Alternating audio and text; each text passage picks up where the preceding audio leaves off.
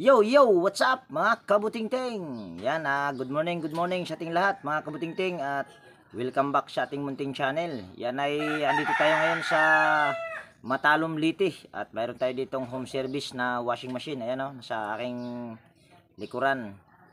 So, kanina ay mayroon na akong nagawa mga kabutingting doon sa kumbento, kaso ay hindi ko binidyo dahil palit kapasitor lang, kaya hindi ko na siya binidyo. Madali lang kasi ang pagpalit ng kapasitor, kaya ito na lang yung pangalawang home service pa rin dito sa Matalom Liti. Yan, at kukunin ko lang at para matignan natin.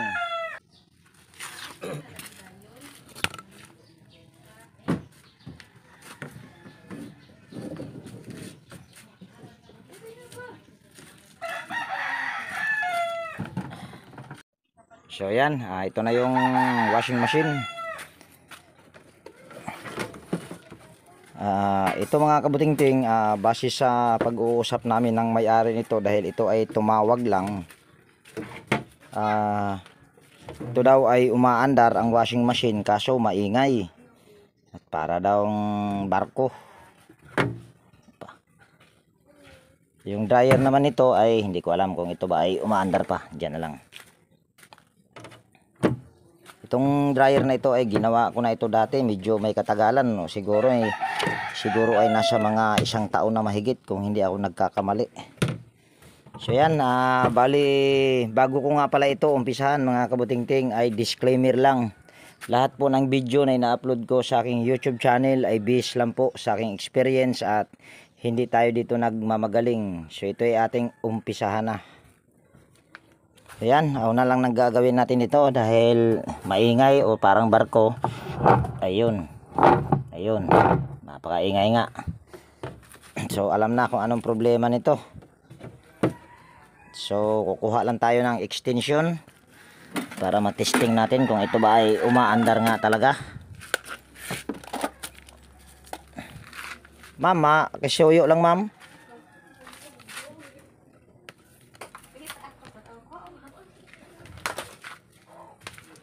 Hindi ko na videohan si ate, baka mapapawaw kayo pagka nakita nyo si ma'am.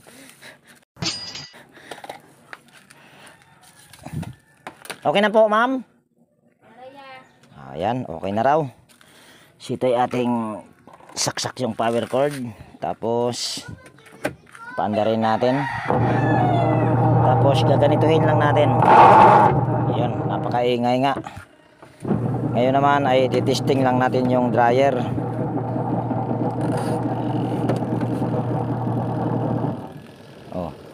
Umaandar naman yung dryer mama, sabi niyo po hindi.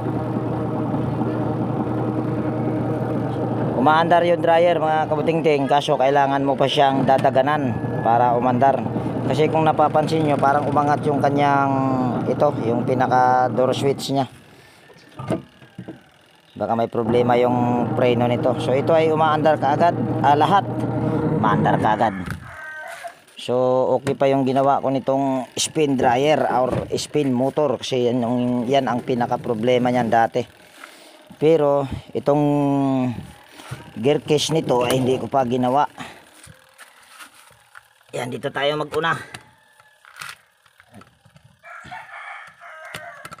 Yan. Ito ay wala nang, kung nakikita nyo, wala na siyang tornilyo. Hindi ko na ito nilagyan ng tornilyo dahil ang tornilyo nito ay mga kinalawang na. Matibay talaga ang spin motor pag mayroong nakaganyan mga kabutingting. Kahit pa, ayan, kung nakikita nyo, may tagas na yung ano niya, yung kanyang ito. Ewan ko lang kung nakikita. Ayan, may tagas. Ayan, may tagas. Ayan, basa. Kung wala lang itong protection sa motor ay siguradong matagal nang bumiga yan. So pinaka problema nito ay itong kanyang gear case at saka itong kanyang, ayun, kinalawang na siya. Kaya hindi siya, ayaw na. Ayan, madali lang yan. Ayan, ay lalagyan lang natin ng langis para yung takip niya ay hindi umangat. Kita nyo, hindi na nga umangat dahil inangat ko to kanina. Ayan, langis lang ang katapat niyan. So una lang natin gagawin nito dahil gear case ang problema. Tatanggalin lang natin yung pinaka tornilyo, isang tornilyo sa pulsator, at kuha muna ako ng gamit. So ayan mga kabutingting, ito yung una nating gagawin. Tatanggalin lang natin yung pulsator or itong isang tornilyo. At hindi ako sigurado kung yung nadala kong gear case ay tama ba, dahil ito kasi ay pagka ganitong klase na camel, mayroon kasi itong 11 teeth or 10 teeth na ginagamit. So ito ay ewan ko lang, sana 10 teeth ito para hindi na ako ma-assemble or mag-convert. At may piso pa. Tingin ko ay ito ay ano, 10 teeth, 2, 4, 5, 2, 4, 5, ha? Gear case tay. Yan, kung nakikita nyo, may barya pa. So kaya ating lagay lang dyan. Tapos sunod lang natin gagawin yan ay tatanggalin natin yung lahat ng tornilyo paikot. At ayusin ko lang yung aking tripod para walang cut. Yan, tanggalin lang natin yung lahat ng tornilyo paikot. So dito mga kabutingting ay bahagya ko lang ditong pinas forward, at habang tinatanggal natin yung tornilyo ay meron lang akong i-shoutout. Yan, mega love shoutout sa lahat ng aking mga silent viewers, organic viewers. Yan, mega love shoutout po sa inyong lahat, at maraming salamat po sa inyong walang sawang pagsubaybay sa aking mga upload na video.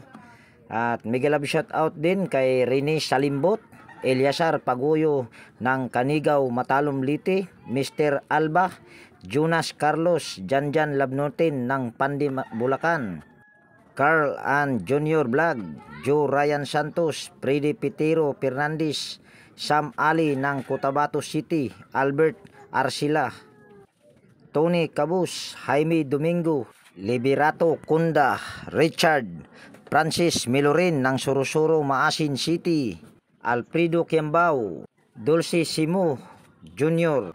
Yan, mega love shoutout po sa inyong lahat, at pasensya na kung hindi ko kayo na shoutout sa huli kong upload na video. So yan, tanggal na natin lahat ng tornilyo paikot. Ay meron pa palang isa, meron pa pala, akala ko itanggal na.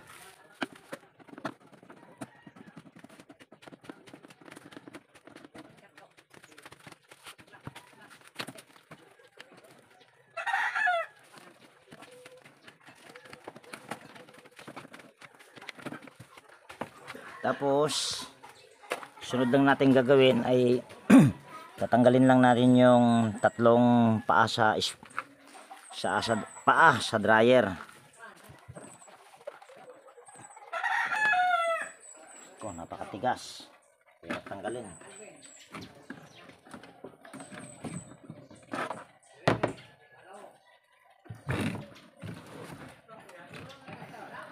Yan, dudukutin na lang natin yung pinaka gear case nya dahil hirap tanggalin yung ano, mahirap tanggalin yung paa.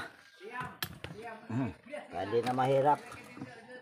So dito mga kabutingting ay bahagya ko rin ditong pinas forward yung pagtanggal sa tornilyo, at nakaganyan lang yung diskarte ko dahil nahirapan ako sa pagtanggal ng paa, kaya dinukot ko na lang yung pinaka tornilyuhan sa gear case.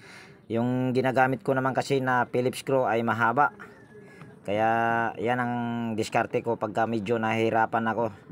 So dito ay shoutout ko lang din yung aking mga kaibigan sa YT na sina Horseshoe TV, White Fairy TV, Bullet Train Channel, Edwin Sagayinomix Vlog, Andy Rabino TV Tech, Kois Repair and Tutorial, Roger Cedric, Josh Electrical Vlog, GFC TV, Shoktik TV, Edstick TV, Mercy Wirham. Yan, bali natanggal ko na yung 4 na tornilyo sa gear case.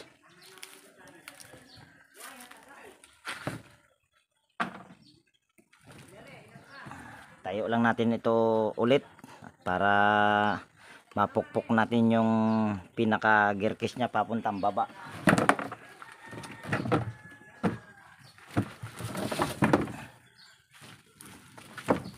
Yan, nakatayo na at kukuha lang muna ako martilyo. So ito na yung martilyo. Susunod lang natin gagawin dyan, pukpukin lang natin ito dito, kaso yumuyuko. Yan, ayun. Huwag kayong matakot na pumukpok dyan, dahil ayan ay hindi basta-basta nababasag. Pero sabagay, wag nyo lang patamaan ito dito. Yan ay wala pa akong nabasag simula't simula. Tanggalin pala muna natin yung barya, at siguro yung pagtanggal nyan, wala tayong taga video, hindi ko na maipapakita. Basta lumusot na yung pinaka gear case nya sa ilalim, so pwede na natin yan palitan mamaya. Tanggalin ko muna yung barya.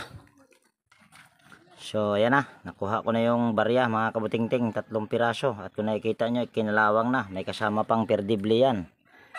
Ayan na. Sunod lang gagawin natin dyan ay itutumba natin ulit ito.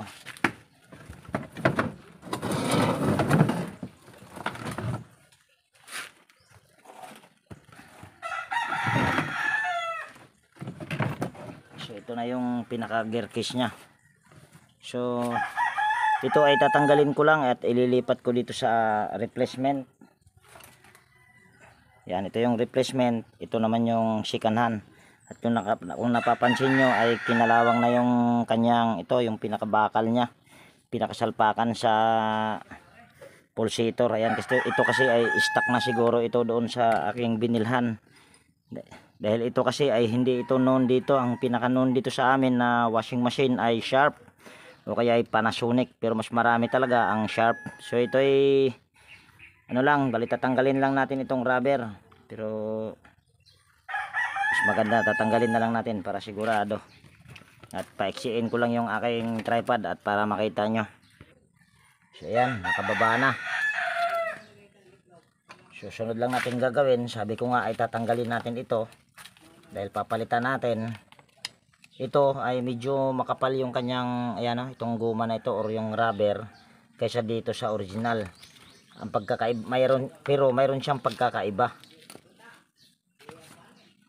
Medyo maliit ito ng bahagya sa pagkabilog kaysa dito sa original. Yan o, kung nakikita nyo, maliit siya ng bahagya. Yan. Di ba? Pero yung kapal niya ay halos magkaparehas lang o mas makapal ng konti itong original pa rin. So ito yung ating ipapalit. Ito ay hindi na. Diyan na yan dahil iiwan natin ito sa may-ari. At bibilangin muna natin yung itong ngipin, kung ilang ngipin ba ito. Baka ako ay nagkamali lang kanina. 2, 4, 5. 2, 4, 5. O yan. Saktong sakto. At para makakasigurado pa rin tayo, baka tayo ay namalikmata sa pagbilang sa kanyang ngipin, sasalpak natin tong pulsator dito sa pinakaano niya. Ayan, saktong sakto, di ba? So, ibig sabihin ay tintit nga ito. So ito ay ating isasalpak na.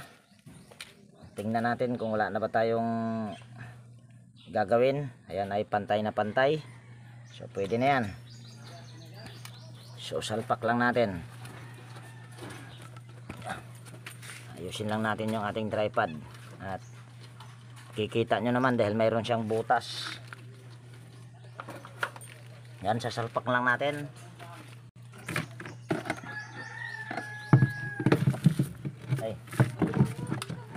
Hindi ko pa pala nailagay yung guma. Anak ng tipaklong, makakalimutan pa. Tatagas talaga yun sigurado. Ayan. So pwede na natin ito isalpak.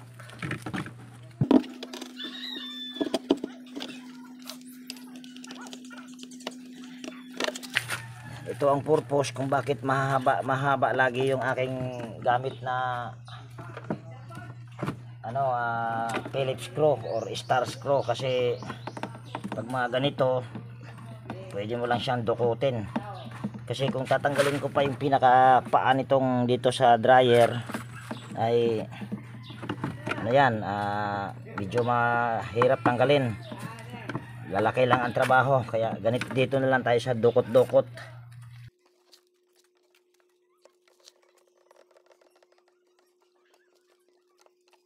Tigil ko naman ito pag mga ganito mga kabutingting, baka siguro ay masabi nyong mahal dahil singil ko nito ay 950.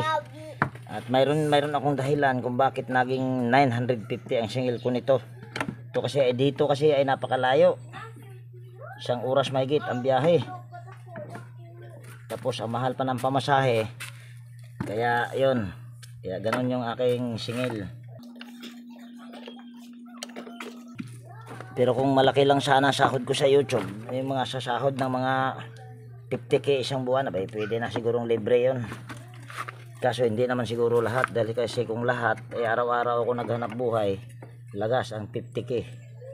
Kaya tayo maiipon. Hindi naman tayo mayaman. Saka na pag lumago na yung ating channel, makakatulong din tayo sa ating kapwa. Sa ngayon ay medyo paisa-isa lang muna. Kung medyo maluwag-luwag. Yan, kung bago ka nga pala na napadpad dito sa aking munting channel mga kabutingting, baka pwedeng hilingin ko yung inyong pag-subscribe at pakipindot na rin yung notification bell at ilagay sa all para ma-notify ka pag mayroon akong mga bagong i-upload na video. At kunting kahilingan, sana ay wag nating i-skip ang mga ads. Actually mga kabutingting, doon sa konbento o doon sa simbahan ay ang may-ari nito ay siya yung taga taga Lababa. Kaya sinabay niya na ito. Kaso isa lang ang nagawa ko doon, bali nagpalit lang ako ng capacitor, yung isa naman ay fan belt. Ito naman din ay fan belt din, may problema siguro nito. Ay hindi pa pala masyadong ang fan belt nito, manipis, pwede pa ito. Pero ito ay hindi natatagal dahil ayan kung nakikita nyo, pero ito ay isasabay ko na sa pagpalit yung fan belt nito doon sa konbento. At ibibidyo ko rin kung pagpalit ako nito dahil tawag niyan magpapalit din ako ng fan belt kasi hindi na ito tatagal dahil kung nakikita nyo nabalata na nga yan nabalata na kasi wala akong pambalat.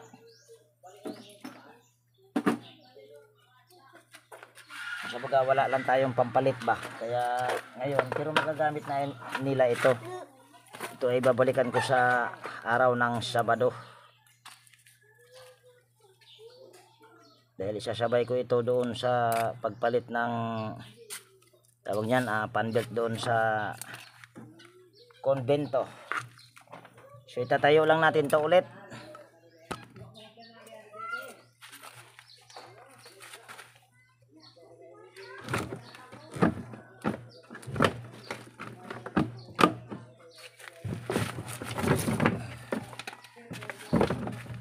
Yan, nakatayo na. Susunod ay kabit lang natin itong pulsator. Medyo madumi. Sila na lang maglinis nito. At para yatang may piso pa. Parang may piso pa mga kabutingting Hindi ko nakita kanina. Mayroon pa nga ang kagwang. Yan. Yan, hindi ko na ipapakita yung pagkuha ng piso. Mayroon pa pala nakadikit dito banda. So ayan, ito na yung piso mga kabutingting. Bali 4 lang yung nakuha natin. Nakuha ko pala. Hindi pala natin, takapanood lang pala kayo. Yan, shout out sa inyong lahat. Yan, ito ay ating ito tornilyo na.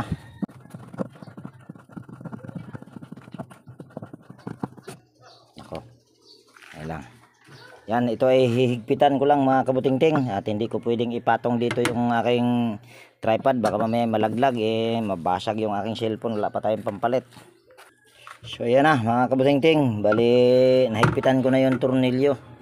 So ito ay ating itatry lang. Bago pala natin itatry yan ay na natin, kabit lang natin yung fan belt nya. Atras lang natin ito konti.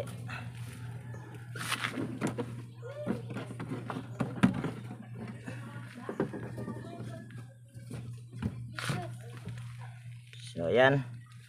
Tapos Kahit hindi pa yan siya nakatornilyo pa ikot dahil hindi ko pa naman tinornilyo. So ito yung ating itatry o dahil nakasaksak na yung power cord. Yan, gumagana na. So kanina yung pinigilan ko ay narinig nyo na maingay. Ngayon pipigilan natin. Para natang hindi na umandar.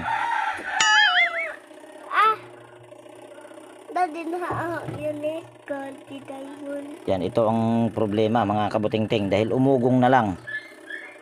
Yan o. Try lang natin ikutin. Nako, para yatang yan o. Iikot yan.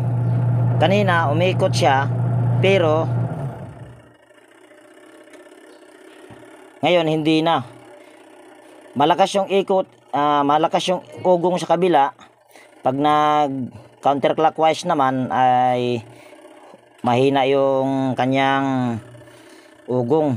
Kung sa baga pagka ganitong problema ay may problema yung motor. Pero ayun ay hindi ko sinadya.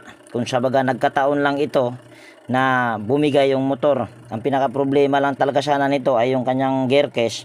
Kaso sumabay yung kanyang motor sa pagkasira. Pero hindi sira ang ano nito, kapasitor. Wala na. Ayan o, umugong siya. Andar yan pag tutulungan mo sa kamay. Pero pag nag counterclockwise yan ay wala na. Ayun, umandar na naman. Ano ba talaga? Pinagluluko yata tayo nito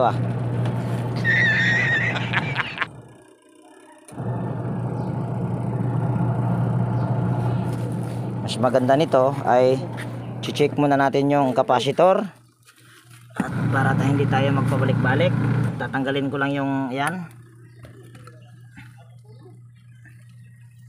Kuha lang tayo dito ng tester at testerin natin yung kapasitor. Kasi kanina umugong, bigla na lang siyang umugong. Abay, hindi naman natin pinakailaman yung motor. Tapos ngayon naman, bigla na lang siyang umandar. Abay, medyo pinagluluko tayo nito. Yan, gagamit lang tayo ng tester.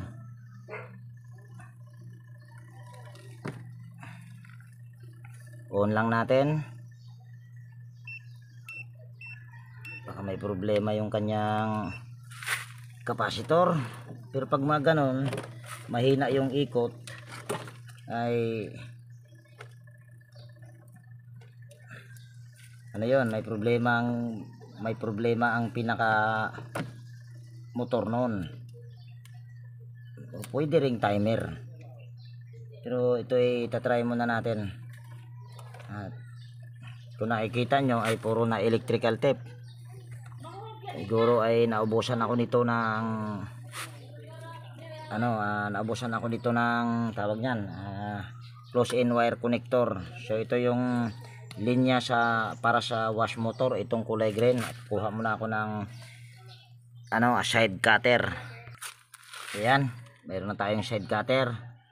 So ito ay tanggalin lang natin yung electrical tape. Ayan. Tapos testerin natin yung kapasitor. At nakaset na yan sa capacitance. Itong kapasitor na ito ay hindi ako ang nagbalik nito mga kabutingting. Tawag niya, nagpalit. Dahil hindi naman ako mahilig sa ganito. Ito ay 10 UA pa yung nakalagay dito. Yan. At mayroon pa tayong nare-reading na 9.88. So ibig sabihin ito ay okay pa ito para sa akin. Mayroon naman akong kapasitor na bago. Kaso ayaw ko naman na manamantala. Mayroon pa kasing nare-reading na 9.89 or 88 microfarad. So ito ay okay pa ito para sa akin. So ito ay babalik ko lang at hindi ko na ipapakita para mabilis lang. So ayan, nalagyan ko na at hindi electrical tape yung nalagay ko dahil meron pa pala akong dalawang close-in wire connector. So ito ay ating ibabalik lang sa pinakalagayan niya. Ayan, kahit nakaganyan lang, kahit wala nang plastic yan ay okay na yan. Sa mga bagong makapanood nito Try nyo rin itong ginagawa ko sa spin dryer na lagyan ng ganyan, no? Protection sa motor. Hindi masyadong kita, madilim kasi. Yan, yung itim na yan, try nyong lagyan ng ganyan. Sabi ko nga ay protection sa motor. Yan, try natin ito ulit. Baka ito ay hindi na naman umandar. Kanina kasi ay huminto. Yan, saksak lang natin yung power cord. Tapos ikutin lang ulit natin yung wash timer. Ayan. Tapos kanina ay hindi natin ito nahawakan dahil hindi naman siya umandar. So ngayon ay try natin. Ayan. Ito ay sinasabi ko na ito ay maluwag na talaga ang fan belt nito at kailangan palitan na dahil ito ay yan napipigilan ko sa aking kamay. Pero ito ay pwede pang magamit. Yun nga lang hindi ka pwedeng makapaglagay nito ng medyo madami-dami. Ito kasi ay 7 kilograms. Siguro nasa mga 5 kilograms na lang ang mailalagay mo dito dahil ang fan belt kasi nito ay medyo may kaluwagan na. So sunod ko lang ng gagawin nito mga kabutingting ay itutornilyo ko lang paikot. Ay hindi pa pala. Papakita ko lang muna sa inyo yung kung paano pag ganitong problema. Yung takip ay kailangan mo pa siyang daganan dahil umaangat yung kanyang door switch doon. So ibig sabihin ang gagawin lang natin dyan ay lalangisan lang natin itong kable na ito at dito natin ipalagay at kukuha muna ako ng langis. So yan, meron ako ditong langis mga kabutingting. So ito ilalangisan lang natin dito banda.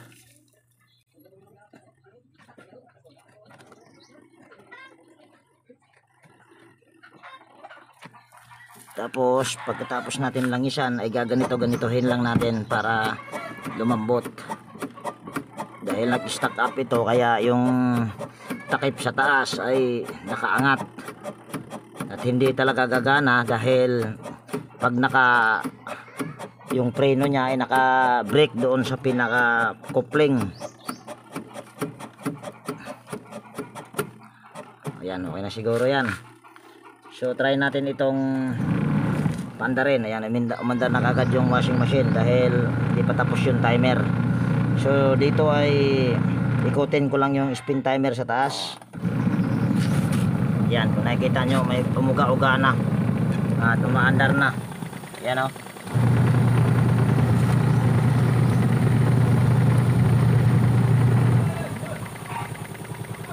Masyadong kita. Yan. Yan ay okay na.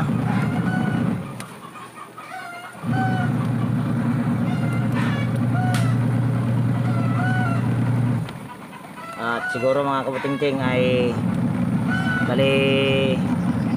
ibabalik ko lang yung kanyang mga tornilyo paikot at hindi ko na siguro bibidyohan para ito ay medyo hindi masyadong humaba yung video natin ngayon. So yan mga kabutingting, bali na-assemble ko na at tinakpan ko na rin yung likod at pasensya na kung hindi ko na ipinakita. Ayun naman ay napakadali lang. So ito nga pala yung anak ni ate. Oh yun, natakot sa camera. So wag na. So ito yung ating ipa-final testing at saksak ko lang dito yung power cord. Yan, nakasaksak na yung power cord. So ito yung ating i-final testing dahil kanina, kung nakita nyo naman ay huminto dahil hindi ko talaga yun inedit. So ito yung ating ipa-final testing lang. Ayan. Okay na neng. So yung dryer naman kanina ay umangat siya dahil lang doon sa pinaka kable niya doon sa tawag niyan kung sa baga kinalawang yung kable niya kaya siya ito ay nakaangat at kailangan pang daganan para umandar. So ngayon ay tatry natin. Ayan. Ayan, kung nakikita nyo ay umuga-uga na at pwede naman natin yang silipin. Ito hindi ko ginawa, bali ang ginawa ko lang nito dahil ay yung kable lang kung sa baga kinalawang. Tapos ito, nagpalit lang ako ng ito. Yan, ito lang yung pinalitan ko. So ito yung sa inyo. Ayaw niya humarap sa camera. Makikita daw siya sa buong mundo. Ang ganda naman ng ngiti. So yan mga kabutingting, dito ko natapusin ang video natin sa araw na ito. At kung nagustuhan, wag mo patayin. Hayaan mo na siya, hayaan mo na siya. Kung nagustuhan nyo itong video na ito mga kabutingting, pwede bang palike at pakishare. At higit sa lahat, kung bago ka na napadpad dito sa aking munting channel, pwede bang hilingin ko na rin yung inyong pag-subscribe at pakipindot na rin yung notification bell at ilagay sa all para ma-notify ka pag mayroon akong mga bagong i-upload na video. Mag-subscribe ka ning ha. Ayan, bye-bye na po mga kabutingting.